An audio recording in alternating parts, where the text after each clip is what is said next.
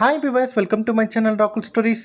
நம்ம இன்றைக்கி இந்த வீடியோவில் எந்த படத்தை பற்றின ரிவ்யூ பார்க்க போகிறோம் அப்படின்னா, பிரிடேட்டர் பேட்லேண்ட்ஸ் அப்படிங்கிற படத்தை பற்றி தாங்க பார்க்க போகிறோம். ஸோ இந்த படம் நம்ம ஒரு தேட்டர்ஸ்லேயே தமிழ் டப்பிங்லேயே அவைலபிளாக இருக்குது. ஸோ வெற்றிகரமாக ஓடிட்டுருக்கு. ஸோ யாரெல்லாம் பார்த்துருக்கீங்க, யாரெல்லாம் பார்க்கல அப்படின்னு சொல்லிட்டு கமெண்ட் லீவ் பண்ணுங்கள்.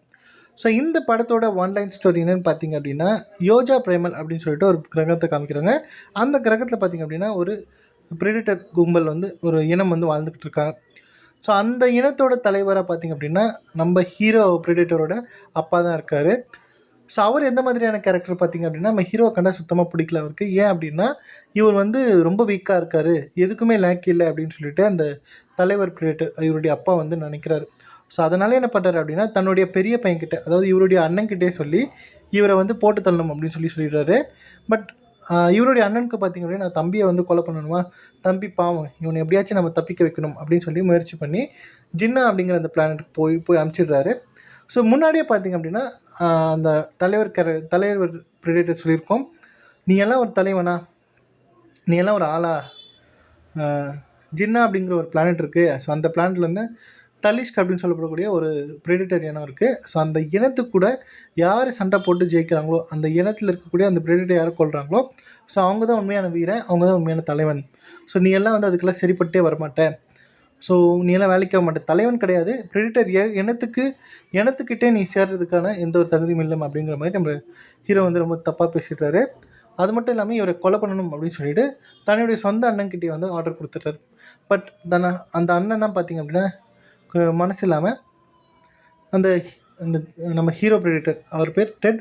ஸோ அந்த டெட்ன்ற கேரக்டர் பார்த்திங்க அப்படின்னா, ஜின்னா அப்படிங்கிற பிளானட்டுக்கு நீ தப்பிச்சு போயிரு அப்படின்னு சொல்லிட்டு அனுப்பிச்சி விட்றாரு. ஸோ அப்படி போய் நம்ம ஹீரோ அந்த ஜின்னா அப்படிங்கிற அந்த பிளானில் போய் சேர்ந்து எப்படியாச்சும் தன்னுடைய அப்பாவுக்கு நான் யார், நான் எப்படியாப்பட்ட ப்ரெடேட்டர் அப்படின்னு சொல்லிட்டு, நான் எல்லாத்துக்கும் தகுதி இருக்கக்கூடிய ஆள் தான் அப்படின்னு சொல்லி நம்ம ப்ரூவ் பண்ணணும் அப்படின்னு சொல்லி முயற்சி பண்ணுறாரு. ஸோ அந்த கிரகத்துக்கு போனதுக்கப்புறம் அவருக்கு ஒரு 2-3 கிரியேச்சர்ஸ் 2-3 கேரக்டர்ஸ் ஒரு மீட்டிங் கிடைக்குது, ஒரு இன்ட்ரடக்ஷன் கிடைக்குது. ஸோ அவங்களுக்குள்ள ஒரு பாண்டிங் க்ரியேட் ஆகுது.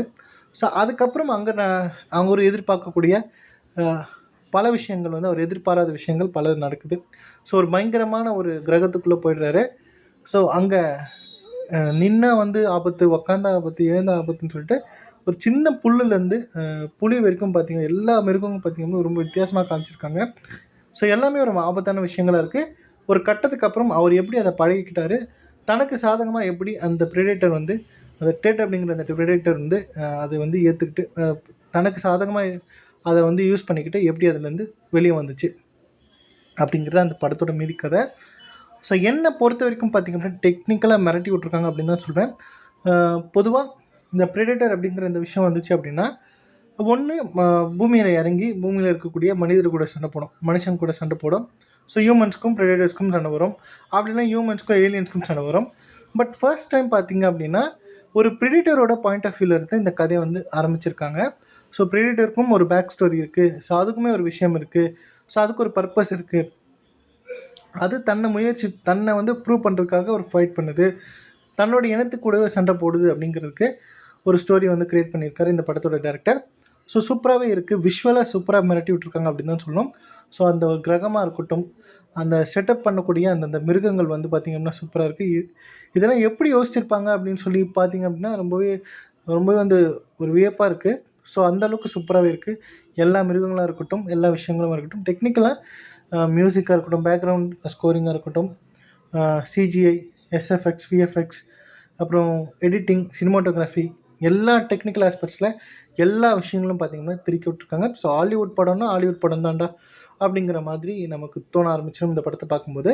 ஸோ தேட்டரில் இந்த படம் 3Dலேயே அவைலபிளாக இருக்குது. கண்டிப்பாக இந்த படத்தை போய் பாருங்கள்.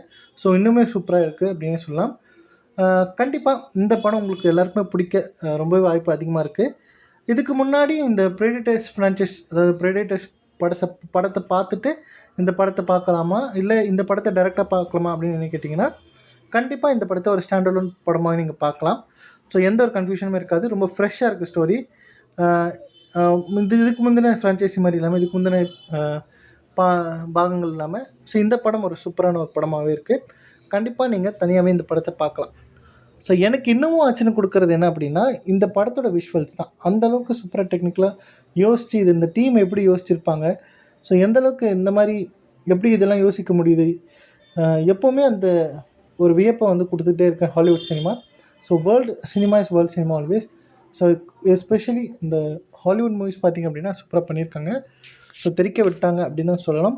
எப்படி நம்ம ஜேம்ஸ் கேமரோன் பாண்டோரா அப்படின்னு சொல்லிட்டு ஒரு கிரகத்துக்கு உருவாக்கி அந்த இனத்துக்காக ஒரு மொழி உருவாக்கி அந்த இனத்துக்காக ஒரு விஷயத்த பண்ணியிருந்தாரோ, ஸோ அந்த மாதிரி இருந்தது இந்த படம் பார்க்கும்போது. முழுக்க முழுக்க பூமியை சம்மந்தப்பட்டு இந்த படமே கிடையாது. ஸோ பூமியை தாண்டி ஒரு 2 கிரகம், அந்த கிரகத்தில் நடக்கக்கூடிய விஷயங்களை இந்த படத்தை காமிச்சிருக்காங்க. ஸோ கண்டிப்பாக இந்த படத்தை கண்டிப்பாக தியேட்டரில் போய் பாருங்கள். அந்த ஒரு விஷுவல் ட்ரீட், ஒரு எக்ஸ்பீரியன்ஸ் சூப்பராக இருக்கும். ஸோ வேறு என்ன, யாரெல்லாம் இந்த படத்தை பார்த்தீங்க, யாரெல்லாம் இந்த படத்தை பார்க்கல அப்படிங்கிறதையும் கமெண்ட்டில் லீவ் பண்ணுங்கள். ஸோ இந்த வீடியோ பிடிச்சிருந்தா லைக் பண்ணுங்கள், ஷேர் பண்ணுங்கள். மறக்காமல் என்னுடைய ராகுல் ஸ்டோரிஸ் அப்படிங்கிற என்னோடய யூடியூப் சேனலை சப்ஸ்கிரைப் பண்ணிவிடுங்க. தேங்க்யூ.